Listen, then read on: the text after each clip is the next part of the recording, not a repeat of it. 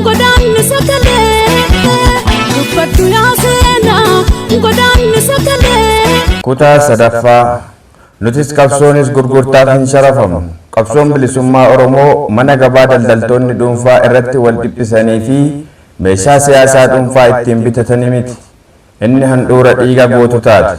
Dhaloota har'aa fi boruutiifis lafee fi dhiigaan tikfama. Barruu koo kutaa lammaffaa ergan maxxansee booda yaada dhuunfaa nagahe haala adda addaatiin sadiitti ilaaluun ni danda'ama. Yaadonni kunneen ka'umsa guddina siyaasa keenyaa fi fala qabsoo keenyaa kan agarsiisan waan ta'aniif tokkoon irratti deebii gabaabaa fi ejjennoo koo isa xumuraa akka armaan gadiitti ibsuun barbaada. Tokko, warra jabaadhu jettanii na jajjabeessitaniif isin dabalatee qaamolee gaddaa fi iyyata sabaa dhageeytanii dhaabni keenya sirreeffama qabsoo riformeeshin keessa darbuu qaba jettanii yaada natti kennitanii fi na jajjabeessitan hundaaf galanni koo guddaadha. Anitti amaneen dhiiga saba kootiif jecha waan dhimma kana jalqabeef kanaa ol deebiin hin jiru nan jabaadha. Haa ta'u malee xiyyeeffannoo guddaan gama biraan jiru warri garee diinaa keessa teessanii sababa rakkoo fi dogoggora keessoo keenyaa ibsineef qofa batbat jettan jabaadhu naan jettan gammachuu keessan of keessatti qusadhaa. Nutis tahee qabsoon kun isiniif meeshaa hin ta'u.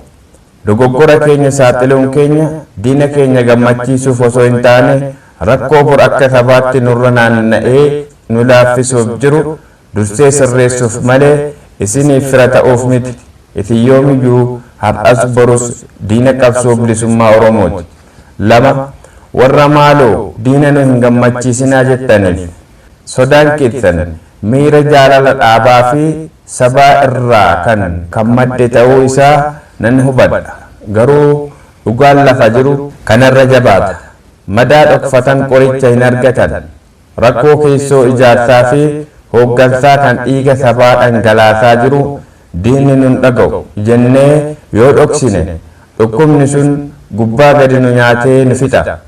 Kan gaaffii sabaatiifis deebii hin qabne iyyata qondaalota 90 gurra dhageettii dhabsiisee of tuulaa fi ofittummaan kan guutame qabsoo kanaaf bu'aa fiduu hin danda'u.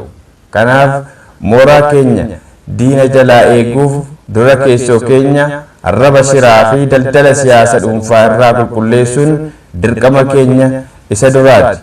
Mooraa ijaarame kan qabsoo meeshaa godhatee itti daldaluu fi karaatti deebisuun gahee sabboontotaa fi qabsaa'ota hundaati. 3. Warra galuu barbaaddee gantuu ta'uu fi jettaniif gaaffiin kun gaaffii arrabaa fi doorsisaa kan xaxama shira keessoo irraa maddudha. Deebiin koo gabaabaa fi ifaadha. Eeyyeen nan gala garuu gaafa Oromiyaan bilisoomte qofa. Kanaan achi ani gantuu miti. Ejjennoo dhiiga goototaatiin barreeffameen qaba. Anii fi qabsaa'onni dhugaa lubbuu fi dhiiga keenya itti dhangalaasnee qe'ee fi maatii itti facaafnee yaadaa fi ijoollummaa keenya itti fixnee waggoota dheeraa itti dhama'anii galuu barbaaddee jechuun xaxama warra har'a qabsootti dhalatanii daldala dhuunfaa itti uummachuu barbaadaniiti.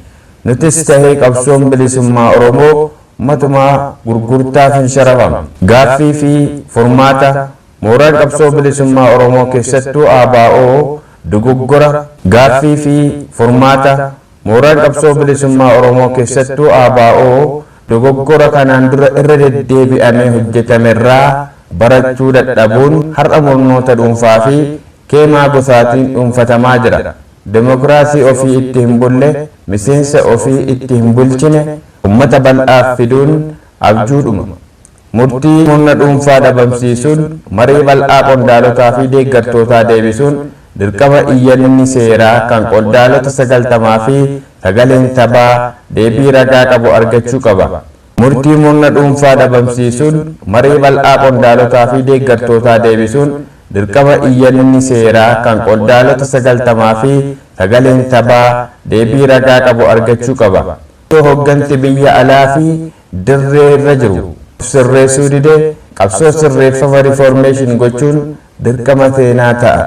ABO WBOn qabeenya sabaati suuqii daldaltootaa miti qabsoon bilisummaa Oromoo karaa sirriitti ni deebi'a kan kana sinii barreessee Jaalcichaa Goobaati.